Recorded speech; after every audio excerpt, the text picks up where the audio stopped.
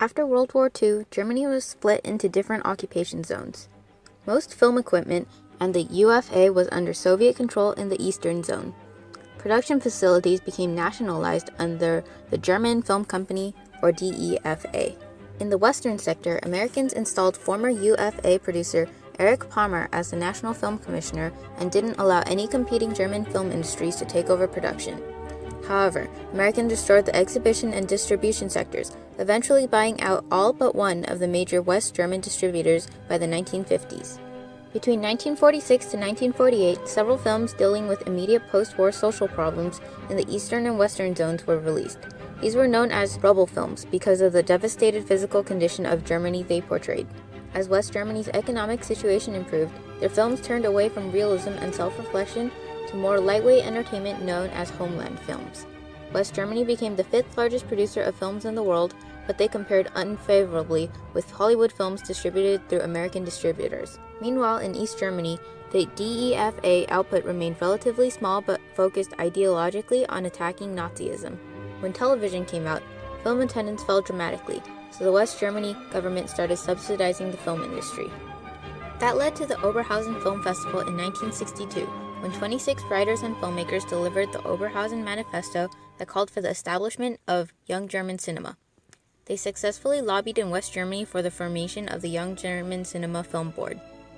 The Curatorium sponsored the first features of Cluj, Hans-Jürgen Poland, Werner Herzog, and 17 other features between 1965 and 1968. They also founded 2 professional film schools in Munich and Berlin, as well as a German film archive in Berlin. In 1967, a Film Subsidies Board, or FFA, concentrated economic power in the hands of commercial studios and distributors. West German production hit an all-time high of 121 films per year in 1969 as companies quickly made shoddy comedies and softcore porn films. Audiences grew bored, and film attendance began to slip at a rate of 1 million per year until theaters all over the country began to close in the early 1970s. This brought the German film industry to the brink of another financial crisis. Like the other modernist European film movements, the New German Cinema, Das Neue Kino, was a rejection of conventional narrative syntax. In 1971, a group of young independent filmmakers formed the Filmverlag der Autoren, the author's film publishing group, as a private company to distribute the films of its members. The films had a small following in West Germany, but internationally it was influential and critically acclaimed. These young filmmakers grew up in an Americanized, economically prospering Germany and were dimly aware of the Nazi past.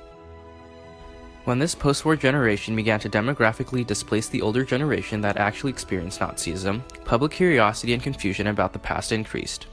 Robbed of their past by the infamy of Nazism and of their future by American cultural imperialism, the filmmakers expressed the sense of psychological and cultural dislocation. These films were unsettling and depressing. To these filmmakers, from their Marxist perspective, fiction or narrative is defined as a bourgeois form designed to propagate illusions about the real nature of society and our lives within it, in order to divert our attention from the exploitation, violence, and oppression that are the byproducts of our economic system. Thus, the new filmmakers attempted to deconstruct this bourgeois illusion. But now, let's focus on the director of The Marriage of Maria Braun, Rainer Werner Fassbinder. Rainer Werner Fassbinder was born on May 31, 1945, in Bad Wörishofen, Bavaria, West Germany.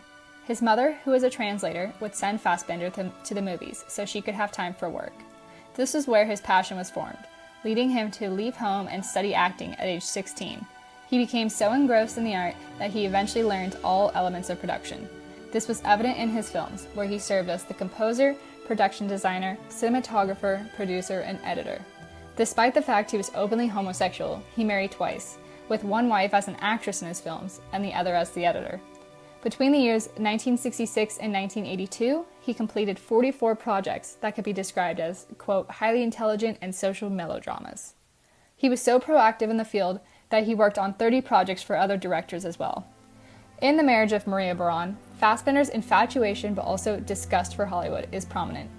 Critics were surprised that Fassbinder directed the film so well, considering how many drugs he was using. Apparently, he was so precise, he even instructed actress Hanna Schigula how to move her fingers in the scene. Unfortunately, on June 10, 1982, he was found dead after overdosing on cocaine and sleeping pills. However, the 37-year-old was still attempting to be productive before he passed, with a copy of his latest script lying next to him. The Marriage of Maria Braun is a German film released in 1979. The story begins near the end of World War II in 1943. Maria meets and marries the soldier Hermann, who was immediately sent off to war post-marriage. After the war, Maria is told that Hermann has been killed and begins to work as a hostess at an Allied bar. There, she meets and befriends an African-American soldier named Bill, and the two begin a relationship and eventually get pregnant. In a turn of events, Hermann returns home to discover Maria and Bill undressing each other. He's not dead after all. As a brawl between the two men ensues, Maria strikes Bill in the head, killing him. Despite her unfaithfulness, Hermann takes the blame and goes to jail. Maria promises that she will wait for him until his release. Looking for a way to make some money, Maria catches eye of a wealthy industrialist, Karl Oswald. He's a rather old man and offers her a position as an assistant, and later ends up in bed with him. She flocks back to Hermann and tells him that she is sleeping with another man to give her an upper hand and to make some money, and as soon as she is released, they will start a life together. Oswald takes the initiative to visit Hermann to offer him a deal to make him and Maria heirs to his wealth as long as Hermann deserts Maria after his release. He obliges and returns to her only after Oswald's death. When Maria and Hermann start a new life together, she learns of the deal her two lovers made and does not take it lightly. As she goes to light a cigarette, she dies from an explosion of gas in the house. With the start of the film, we are thrown into a disastrous wedding party amongst the bombings on Germany during World War II. Indicative of new German cinema, the film shows devastated post-war Germany wishing to forget the troubling defeat of what was to be the Thousand-Year Reich. Germans felt a loss of cultural identity as American imperialism began to take hold of their nation. This sense of homelessness can be felt in new German cinema's dark and unsettling themes. The film's dark and sardonic tones are seen early on as Maria and her husband, Hermann Braun, tussle with the officiate to obtain their marriage license, ignoring the deadly explosives just inches away from them. Fassbinder creates a volatile environment with its apathetic protagonist Maria Braun playing with the people around her like a selfish puppet master. Maria, a monster with red lipstick, toys with the men in her romantic affairs, taking them for all they are worth. Maria's character adds to the film's irksome qualities as she's very matter-of-fact and honest with her partners, seeming to lack all empathy for their feelings. Her harsh nature and flippant attitudes eventually drive her second lover Oswald to his death, as her true heart lies with the man she was married to for only a day, while her affairs last for several years. Like most new German cinema films, The Marriage of Maria Braun ends with the main characters failing to enjoy the material wealth they worked so hard to collect. This comes in the form of a cigarette being lit on a gas stove, symbolizing the wasteful nature that Maria has adopted by the end of her narrative.